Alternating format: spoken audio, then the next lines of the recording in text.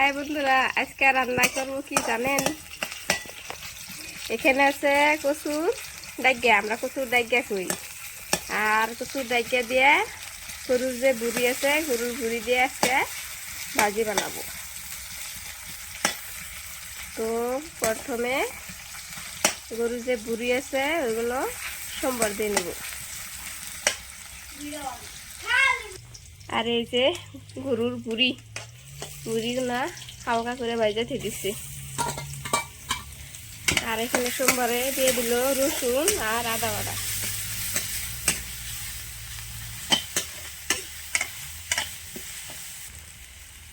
দেখি দিলাম জিরার ফাঁকি দিয়ে দিল। তারপরে এটা হলো হলুদ গুঁড়ো,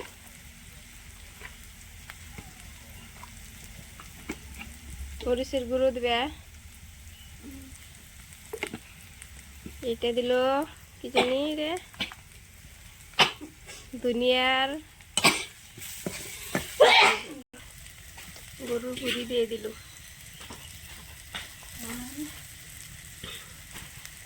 আর দাও, এটা এক অজানা রেসিপি, জীবনের এইভাবে কেউ খাই দেখেন নাই। তো আমরা আজকে এইভাবে গরুর ভুঁড়ি দিয়ে কচুর ডাইকা ভাজি বানিয়ে দেখাবো। গরুর ভুঁড়ি আগে কষানো হবে, সামান্য একটু পানি দিয়ে দিলে পানি দিয়ে কষানো হবে। এখন কচুর ডাইকাগুলো দিয়ে দিল।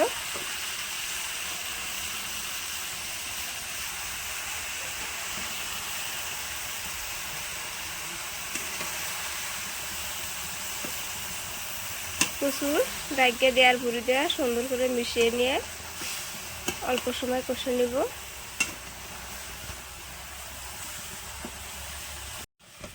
কচুর ডাইকা আর গরুর ভুঁড়ি একদম মিলিয়ে গেছে, দেখেন কচুর ডাইকা একদম অল্প পরিমাণ হয়ে গেছে।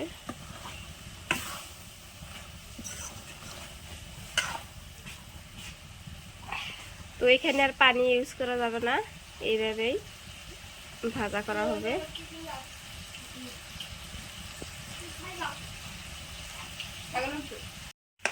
ফাইনালি কচুর ডাইকা আর গরুর ভুঁড়ি ভাজা হয়ে গেল রান্না।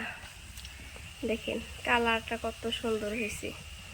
আর এই আজকের এই রেসিপিটা কিন্তু আমি রান্না করিনি, আমার ছোট বোন রান্না করছে। তো কচুর ডাইকা আর গরুর ভুঁড়ি দিয়ে ভাজা করা এই রেসিপিটা কেমন হলো প্লিজ কমেন্ট করে জানাবেন। আর আপনারা এইভাবে বাসা ট্রাই করে খেয়ে দেখবেন, খুবই ভালো লাগে। তো এখন নামিয়ে নিব, নামাও।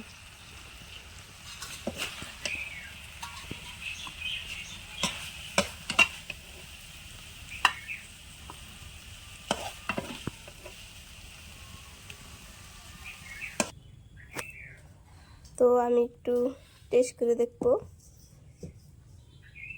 গরম, অনেক গরম।